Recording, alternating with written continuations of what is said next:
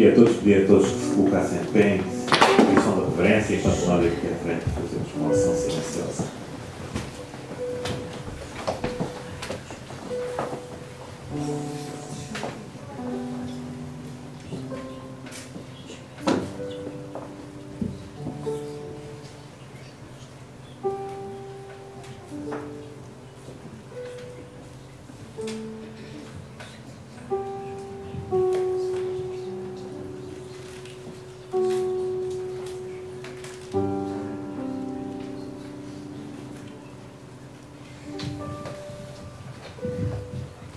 Para iniciar a segunda hora nesta manhã, vamos louvar ao Senhor com o cantar do hino número 365. Hino 365.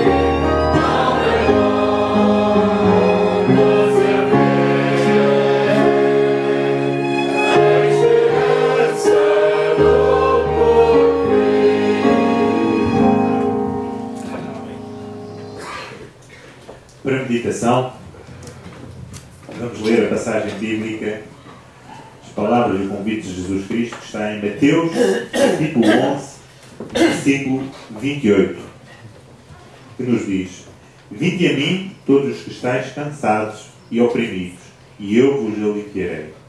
Amém. Com base nesta meditação, vamos dobrar os nossos joelhos para uma oração.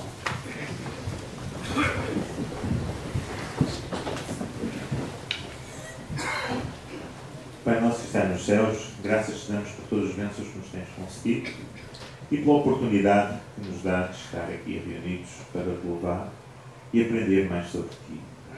Vem ficar connosco agora nesta hora para que nós possamos compreender a mensagem que aqui vai ser transmitida e também para que possamos pôr em prática nas nossas vidas.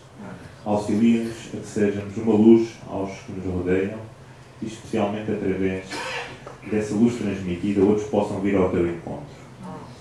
Sei com aqueles irmãos que por algum motivo aqui não podem estar reunidos, tu sabes os motivos e as necessidades de cada um. Atende a cada um dos seus problemas. Sei também com aqueles que pedem as nossas orações. Tu sabes os motivos, as dificuldades, as provas que cada um atravessa. Auxilia-os também a ser o teu conforto. Sei também agora com o resto deste santo dia de sábado, que aqui nós vamos passar, que tudo o que seja feito seja para a tua honra e glória. E pedimos e suplicamos, ainda que nada sejamos dignos nem merecedores, mas pelos infinitos méritos, em nome do Senhor Jesus. Amém. Amém. Convido a todos a tomarem os vossos lugares.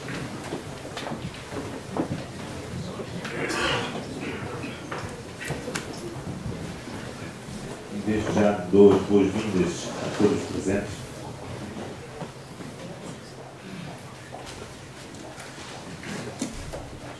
Desde já damos as boas-vindas a todos os presentes nesta manhã. Estamos muito felizes, especialmente eu. Mais um ano que termina e a oportunidade que ainda Deus nos concede de podermos se reunir aqui é algo maravilhoso. Hoje ainda temos também uns anúncios. Hoje de tarde temos a Liga Especial, portanto a reunião 13º sábado, na parte da tarde, temos uma reunião juvenil e está marcado às 15 horas. Portanto, desde já convido a todos a fazerem os vossos planos, poderem então estar presentes hoje às 15 horas. Portanto, é importante que isso ponham nas vossas agendas e tentem ser pontuais a fim de que possamos levar a cabo todas as participações que estão agendadas.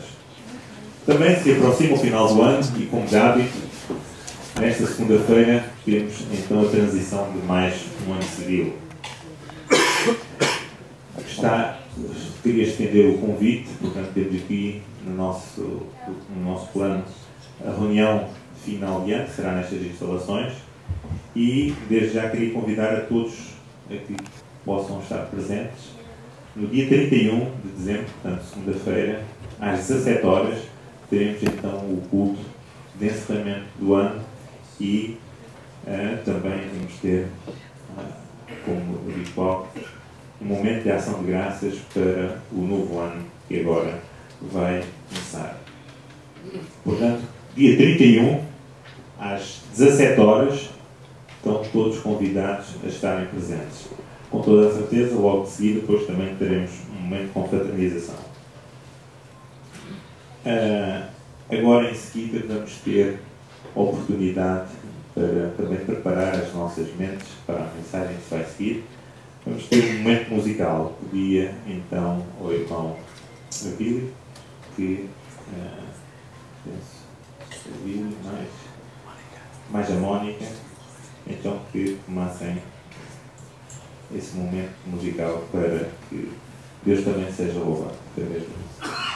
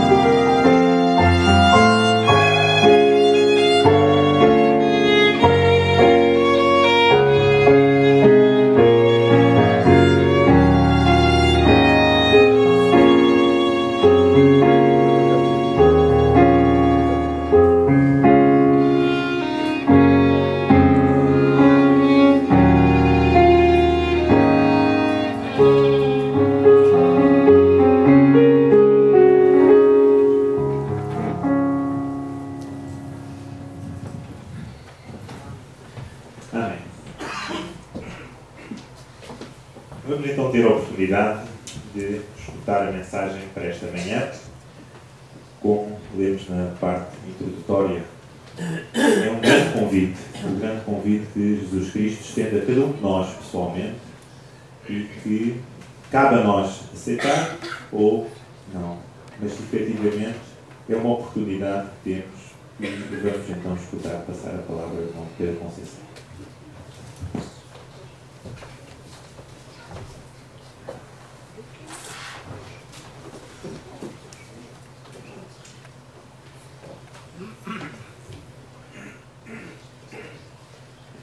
Bom dia aos queridos irmãos e irmãs.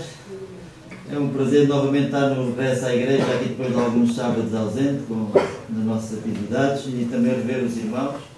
Espero que nesta manhã aqui, conforme foi lido no versículo de introdução, nós possamos chegar aos pés de Cristo, aliviar os fardos da nossa vida e sermos daqui todos mais aliviados com o peso do nosso fardo entregue nas mãos do Senhor Jesus. É o meu desejo para mim e para os irmãos. Amém. Queria nesta manhã, em primeiro lugar, trazer as saudações dos nossos queridos irmãos da igreja lá de São Tomé. Eles gentilmente enviaram e eu queria perguntar aos irmãos quantos querem receber. Muito obrigado. Como os irmãos sabem, nós estivemos lá em São Tomé estas últimas 3 semanas e tivemos o privilégio de trabalhar lá com aqueles irmãos e verificar que a obra vai avançando com as suas dificuldades, com os seus problemas locais. Pela graça de Deus, tivemos ainda a oportunidade de batizar 5 almas que entregaram a sua vida no caminho do Senhor. E o Senhor seja louvado por isso. Amém. Nesta manhã eu queria considerar com os irmãos um convite que está registado no livro do Evangelho de São Lucas, que é um convite que o Senhor Jesus estende à igreja no sentido dela realizar as suas incumbências maiores, que são, conforme foi lido há pouco na escola sabatina, resplandecer com a luz do Evangelho. Isso verifica-se mais quando nós fazemos obra missionária, a transmissão do conhecimento que nós temos a outros. Essa é a missão mais importante que a Igreja tem, e nós hoje vamos aqui tentar fazer algumas considerações, algumas reflexões sobre a forma como Jesus abordou este tema a certa ocasião, em que Jesus foi convidado para a casa de um fariseu, um dos principais dos fariseus, para almoçar, e era sábado. Jesus entrou na casa do fariseu para almoçar no dia de sábado, com ele, e diz que os convidados daquele homem estavam a observar a Jesus. Estavam a observar a Jesus, para ver o que é que ele fazia, o que é que ele dizia. Todos os olhares, ainda dissimulados, convergiam para ver a atitude de Jesus. Jesus aproveitava sempre todas as oportunidades que tinha para apresentar a verdade em relação ao momento em que ele presenciava. E nesta ocasião, Jesus também teve a oportunidade de apresentar a verdade de forma simples e profunda àquela assembleia, conforme vamos ler. Convidava aos irmãos a abrirem as vossas Bíblias no livro de São Lucas. No livro de São Lucas, no capítulo 14, a palavra de Deus diz-nos o seguinte: E aconteceu num sábado, que entrando ele em casa de um dos principais dos fariseus para comer pão, eles o estavam observando. Então vemos aqui Jesus entrou na casa de um fariseu para comer pão no dia de sábado, e Jesus fazia isto com normalidade. Era uma tradição daquela terra, as pessoas juntarem-se ao sábado para comer, e normalmente eram os amigos, e isso tinha sido uma instrução dada por Deus a Moisés, de que eles deviam ter essas ceias, mas essas ceias, com o decorrer dos anos, foram, pela tradição e interpretação dos homens, foram perdendo o seu sentido, foram sendo desvirtuadas, e aquilo que estava destinado a ser uns momentos de beneficência social, tornaram-se uns momentos apenas de confraternização dos amigos. E Jesus, nesta ocasião, foi convidado para esta ceia, e este fariseu só tinha convidado os amigos. E Jesus, quando deu esta mensagem por intermédio de Moisés, queria que eles entendessem que estes momentos de reunião era para eles aproveitarem para não só auxiliarem os necessitados, também os estrangeiros, mas para fazerem o trabalho missionário como povo de Deus, como responsáveis pelo conhecimento que eles tinham, este era o momento áureo para eles empreenderem essa tarefa. Eles tornaram-se exclusivistas, como nós sabemos, e perderam essa vertente missionária. E Jesus, quando estava à mesa, disse: olha, quando convidares alguém, quando deres um banquete a alguém, convida os pobres, convida os coxos, os aleijados, aqueles que não têm como te retribuir. Isso será recompensado no reino dos céus. Porque se convidares os amigos, aqueles que depois te retribuem a ti também, isso não tem valor nenhum. E esta conversa estava, de certa maneira, a desagradar aos ouvintes, porque eles desdenhavam os pobres, desdenhavam os gentios, desdenhavam todos aqueles que não pertenciam à sociedade deles. E então houve um homem que disse, para desviar o assunto da conversa, para mudar a conversa a Jesus, disse assim: olha, bem-aventurado é o homem comer pão no reino de Deus. Este homem era um dissimulador, a palavra de Deus diz que ele era um dissimulador, disse isto apenas para desviar a atenção da conversa que Jesus estava a ter. E Jesus aproveitou esta oportunidade áurea, Jesus lançou um olhar sobre esse homem, que lhe leu o pensamento, e ele ficou a saber que Jesus percebeu o que ele queria, qual era a sua intenção. E Jesus, então, apresentou àquela assembleia, àquele conjunto de pessoas, uma lição que eles nunca mais iriam esquecer. No mesmo capítulo, no versículo 12 até 14, São Lucas, no versículo 12 a 14,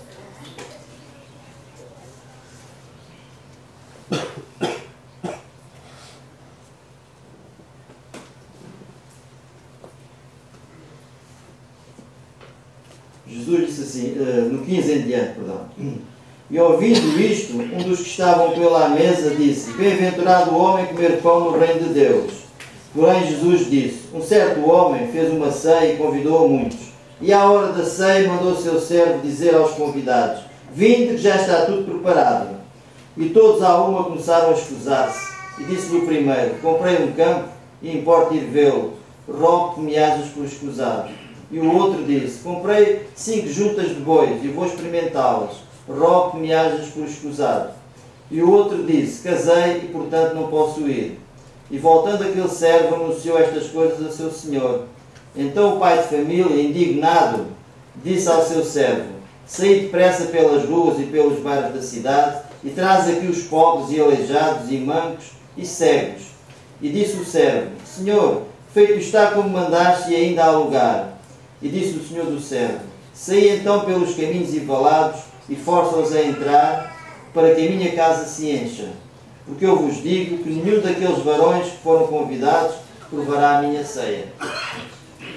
Quando Jesus disse isto, eles perceberam o que Jesus estava a querer dizer.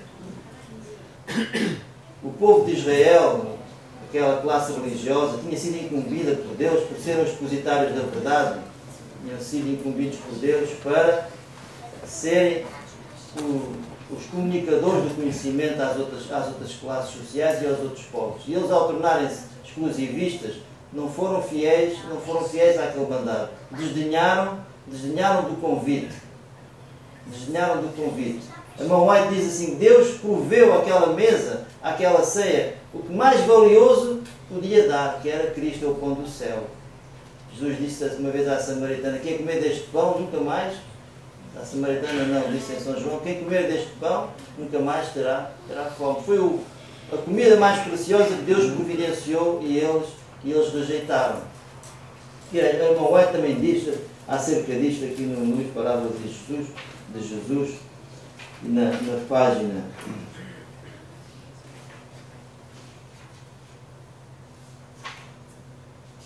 200.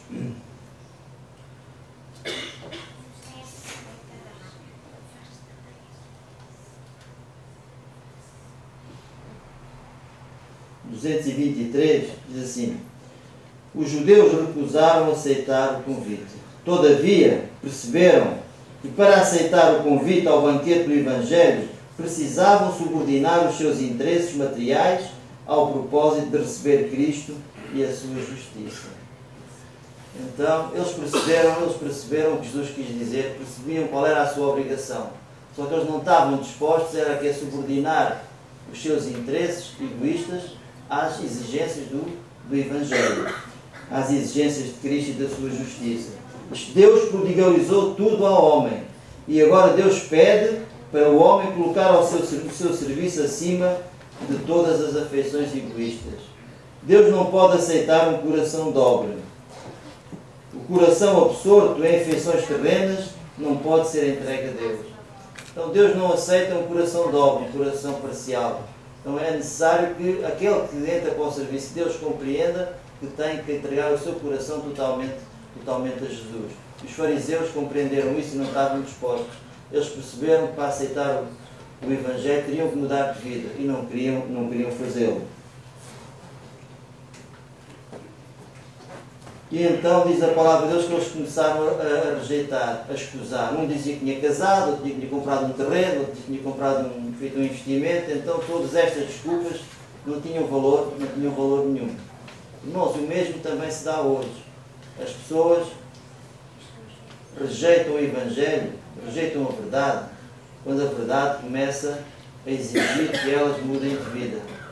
Quando o Evangelho nos mostra que eles estão errados e que precisa haver uma reforma na sua vida, as pessoas também rejeitam. Porquê? Porque consideram os seus interesses terrenos de mais valor que as coisas de Deus. Eles consideram os seus propósitos temporais de maior valor do que as coisas da eternidade. Acham que aquilo que podem eventualmente ter nesta terra é de mais valor que as coisas do Evangelho que são eternas e então, por esse facto, rejeitam. Os que declaram que não podem prejudicar as suas perspectivas materiais dando ouvidos às reivindicações do Evangelho. Quantos nós já ouvimos dizer que não podem fazer isto ou não podem fazer aquilo porque isso lhes iria trazer prejuízo? Muitos que já ouviram a palavra de Deus a rejeitaram porque ela implicava mudança de vida. E o ser humano não gosta de mudar.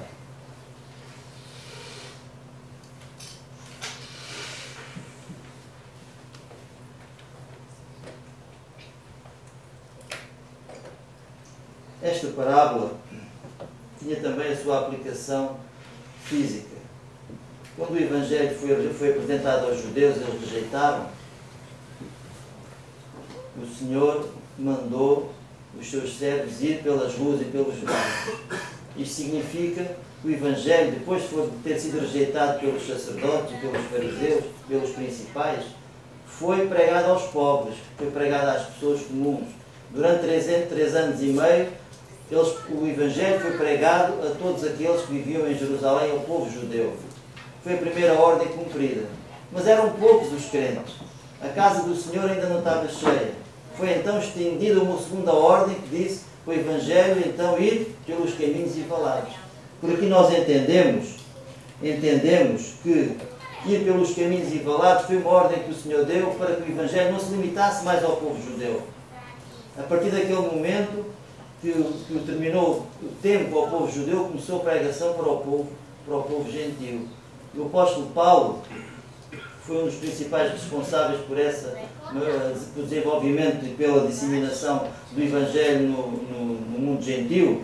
Ele tem uma afirmação, assim, de certa maneira curiosa, em Atos, no capítulo 13. Diz assim: era necessário que vocês se pregasse primeiro a palavra de Deus. Ou seja, era necessário, estava profetizado, que aos judeus pregasse primeiro a palavra de Deus. Mas visto que a rejeitais e vos não julgais dignos da vida eterna, eis que nos voltamos para os gentios, porque o Senhor assim nos mandou. O apóstolo Paulo, no início da sua carreira, ele já compreendia a natureza da sua missão. Ele disse: era necessário que vocês primeiro se pregassem o Evangelho, mas como rejeitam, nós agora vamos nos voltar para os gentios, porque assim o Senhor nos disse. Porque assim o Senhor nos mandou. Diz: eu te pus por luz dos gentios, para que sejas de salvação até aos confins da terra. E os gentios, ouvindo isto, alegraram-se e glorificaram a palavra do Senhor. E creram todos quantos estavam ordenados para a vida eterna. Então vemos aqui, a partir do momento em que o povo judeu afastou-se, não aceitou o Evangelho começou a ser pregado aos gentios, àqueles que não eram judeus. E qual era a base, qual era o conteúdo da mensagem evangélica naquele tempo? Essencialmente resumia-se à nova que Jesus tinha vindo, que o Messias tinha chegado, já tinha morrido e ressuscitado, e que pela fé todos que acreditassem no Messias podiam ser salvos. E as pessoas acreditavam que Jesus era o Messias e pela fé eram salvas. Eram salvas na esperança da vida eterna. E esta mensagem é dada à humanidade hoje em dia. E neste tempo está ligado ao anúncio da breve volta de Jesus. Hoje em dia o Evangelho eterno já não é mais a dizer que Cristo veio, mas a dizer que Cristo vai voltar novamente. Diz, Cristo em breve virá. Os sinais da sua vinda, dados por Ele mesmo, cumpriram-se. E assim, pelos ensinos da palavra de Deus, podemos saber que o Senhor está à porta. Então a nossa mensagem hoje é dizer que o Senhor em breve virá. Os sinais da sua vinda já se cumpriram. Brevemente Jesus voltará. E a natureza da nossa mensagem está relatada no livro do Apocalipse, no capítulo 14, que diz: vi um anjo voar pelo meio do céu que tinha o Evangelho eterno para o proclamar aos que habitam sobre a terra, e a toda a nação, e tribo, e língua, e povo, dizendo com grande voz: temei a Deus e dai-lhe glória, porque vinda é a hora do seu juízo. Então vimos aqui que o anúncio da sua vinda está relacionado também com a vinda de Jesus Cristo. E não, mas como foi no tempo de Jesus, como foi nos séculos passados, infelizmente, no nosso tempo as pessoas também não aceitam. As pessoas não estão mais dispostas hoje a aceitar esta mensagem do que estavam nos séculos passados. Até a própria Bíblia declara, no tempo do fim, os homens andariam apáticos em relação às coisas espirituais, procurando ferozmente os bens materiais, os prazeres. Eles casavam-se e davam-se em casamento, né? Diz que quando nos dias de Noé, nos dias anteriores ao dilúvio, comiam, bebiam, casavam e davam-se em casamento. Mas há aqui um pormenor que diz assim: até que Noé entrou na arca e eles não perceberam. Eles não perceberam. O povo daquela época não percebeu a mensagem de Noé. E quando Noé entrou na arca, eles não perceberam qual era o significado daquilo. E assim também o povo que vive nos nossos dias já não vai perceber as coisas que vão acontecer. E quando elas acontecerem, será tarde demais. O irmão White diz assim: o mesmo se dá hoje. Os homens andam à caça do lucro e satisfação própria, como se não houvesse Deus, nem céu, nem vida futura. Nos dias de Noé foi dada a advertência do dilúvio vindouro para despertar os homens da sua impiedade e convidá-los ao arrependimento. Assim, a mensagem da próxima volta de Cristo deve despertar os homens do seu enlevo das coisas temporais. Então, qual é a natureza da nossa mensagem? É tentar quebrar esta hipnose, este enlevo que as pessoas têm em relação às coisas materiais. O mundo vive numa onda de materialismo, não se preocupando com as coisas espirituais. A nossa mensagem destina-se a acordá-los para o senso das realidades eternas, para que atentem ao convite da ceia do Senhor. Esse é o nosso trabalho, despertar as pessoas que não conhecem a verdade para a realidade eterna que está para surgir.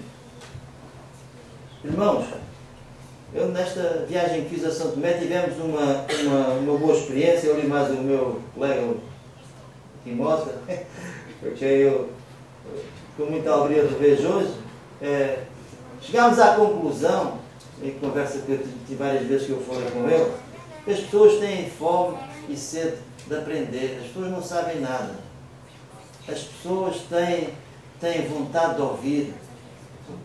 Se nós não formos lá levar o conhecimento, elas nunca chegarão a aprender.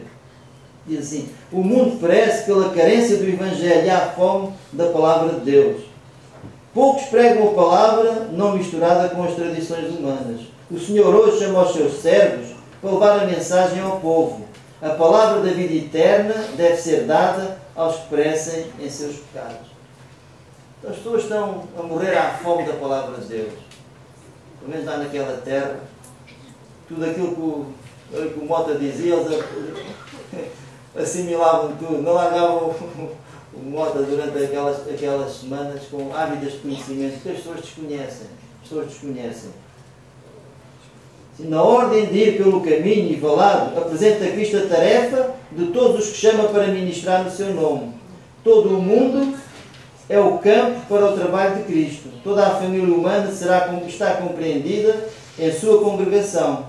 O Senhor deseja que a sua palavra de misericórdia seja levada a todos. Como é que isto deve ser feito? Irmãos, nós, a Conferência Geral separou o ano 2013 como o ano da obra missionária. Nós vamos ter aqui muitas atividades. Vai haver em fevereiro umas atividades dos jovens. Em março também vamos ter aqui o Congresso Ibérico. Em julho vamos ter uma missão em Londres. Vai haver também a missão em Cabo Verde. Há muitas oportunidades neste ano de 2013 de ser dedicado à obra missionária. Nós devemos perceber que a nossa igreja, se tiver apenas uma vertente interior, se nos limitarmos às nossas considerações aqui durante o sábado e à quarta-feira, fica incompleta.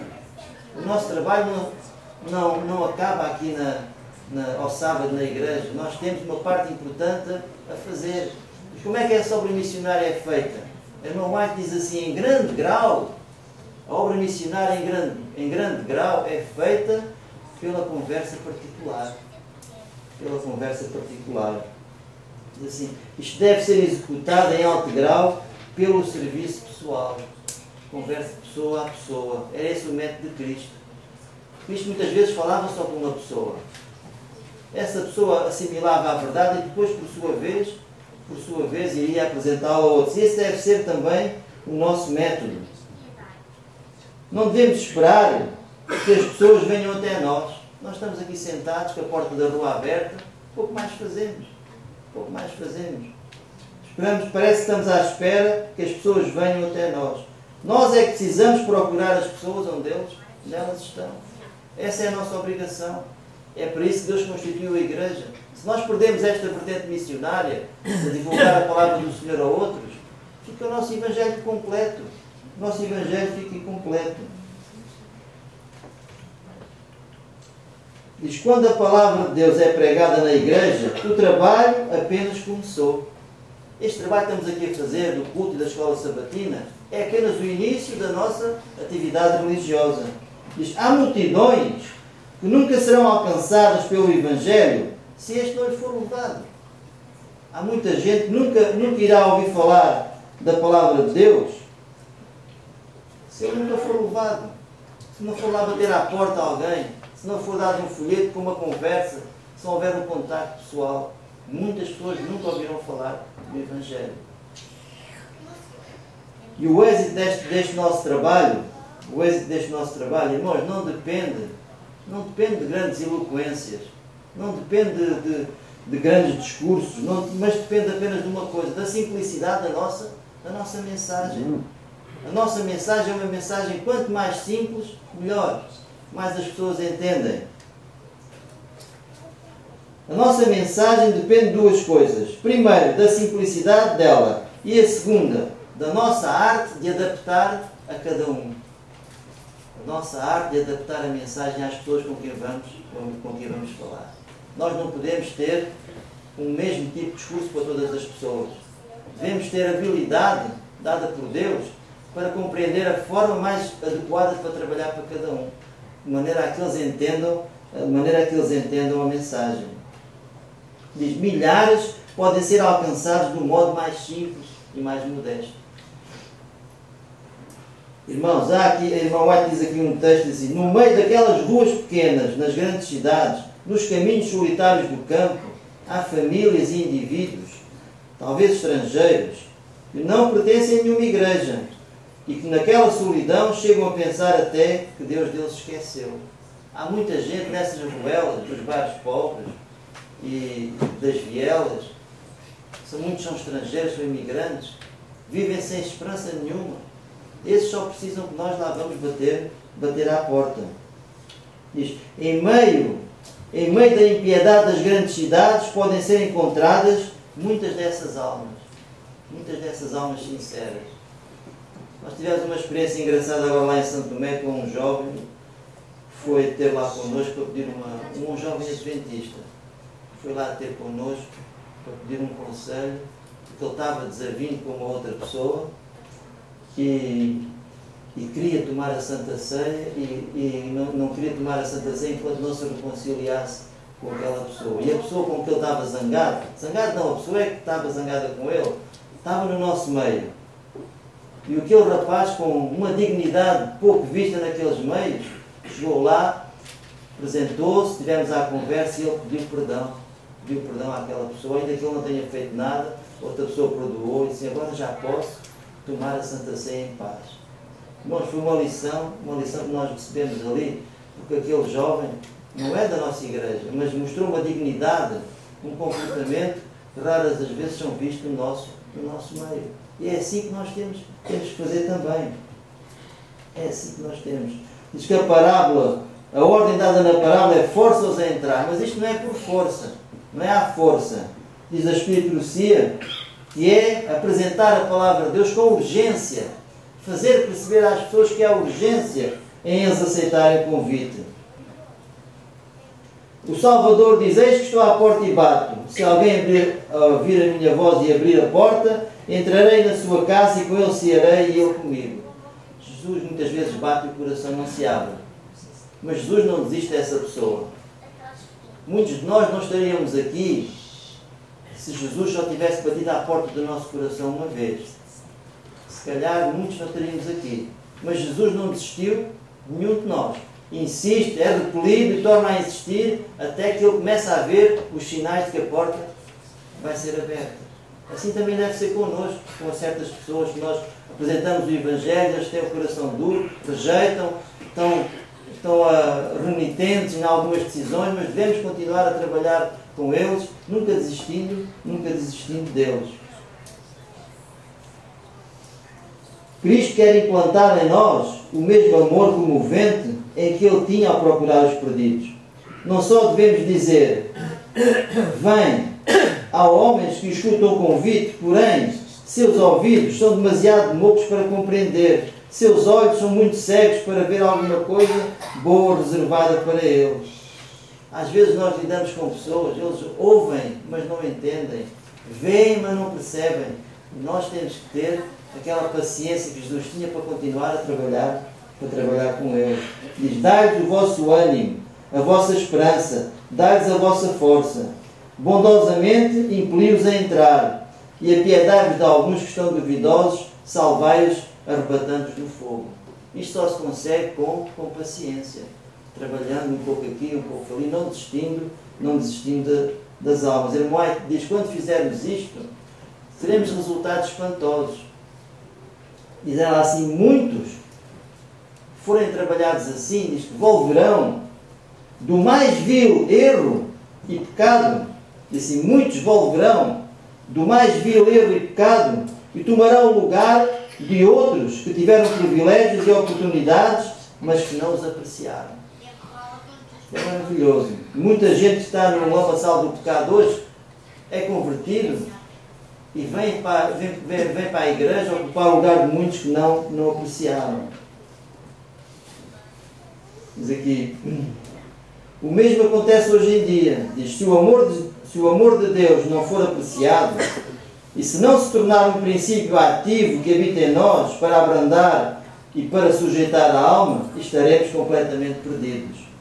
O Senhor não pode proporcionar maior amor do que aquele que Ele demonstrou. Diz: se o amor de Jesus não enternecer o nosso coração, não há outro meio pelo qual podemos ser alcançados. Cristo aguarda um sinal que demonstre que o ferrolho está sendo puxado e a porta do nosso coração está sendo aberta. Cristo aguarda um sinal que nós, como igreja, irmãos, se praticarmos o amor de Jesus no nosso meio, se formos fiéis a esta mensagem, levar a mensagem àqueles que não conhecem, cumpriremos aquilo que Jesus anseia de nós. Nós vivemos num tempo em que a derradeira mensagem de graça a um mundo está a ser enviada. A ordem de sair pelos caminhos e valados está atingindo o seu cumprimento final. A toda a alma será apresentado o convite de Cristo. Os mensageiros estão dizendo: vinde, já a minha ceia está preparada. a Igreja não pode abdicar desta missão. A nossa Igreja tem que viver estes dias de grande perigo para as almas que estão em trevas, tem que viver um espírito missionário.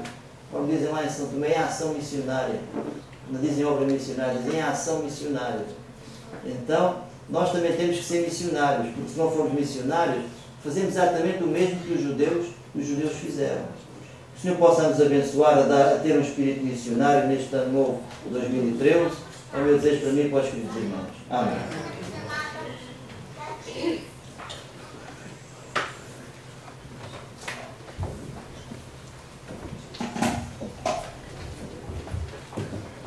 Temos também agora a oportunidade, como de hábito, temos louvar ao Senhor com as estrofes do hino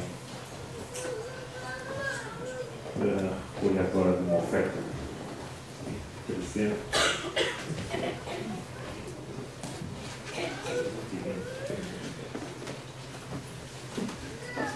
E aos diáconos, por favor, de virem para recolher uma oferta.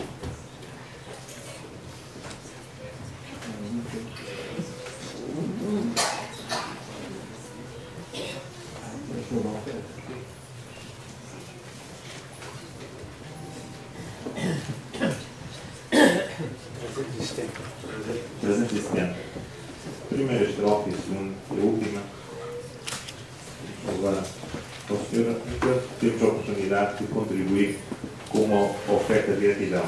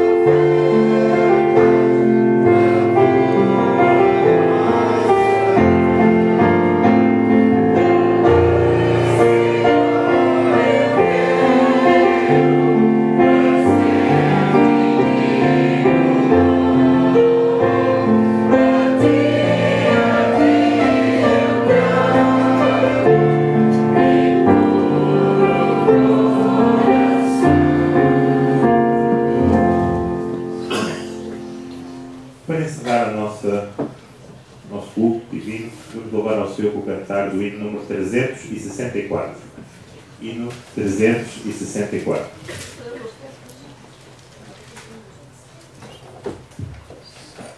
Oh,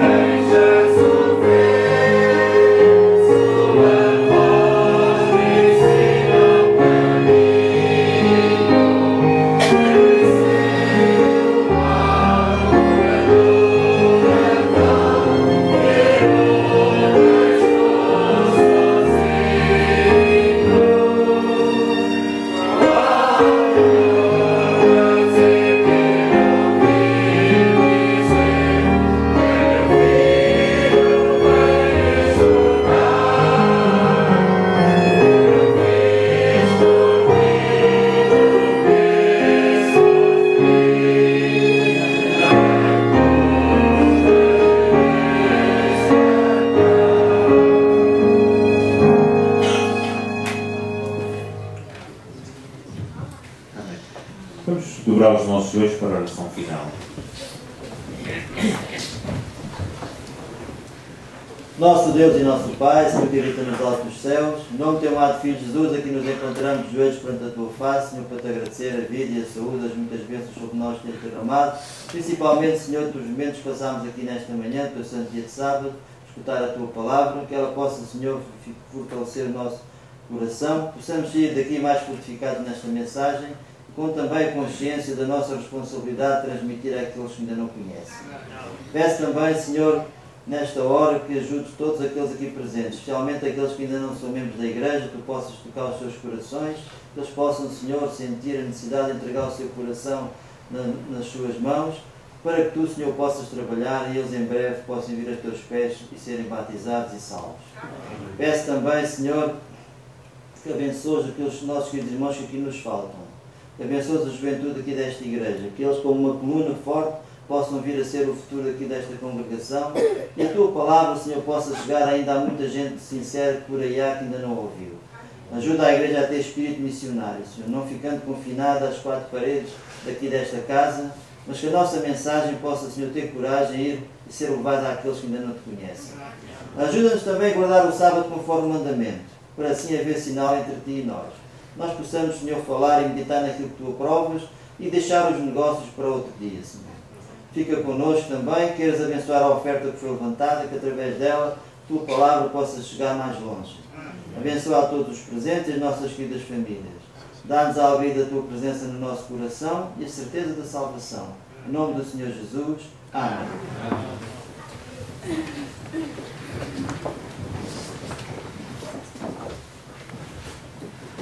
Então, Filho, umas palavras finais, que a graça de Deus fique com todos nós no resto deste santo dia de sábado.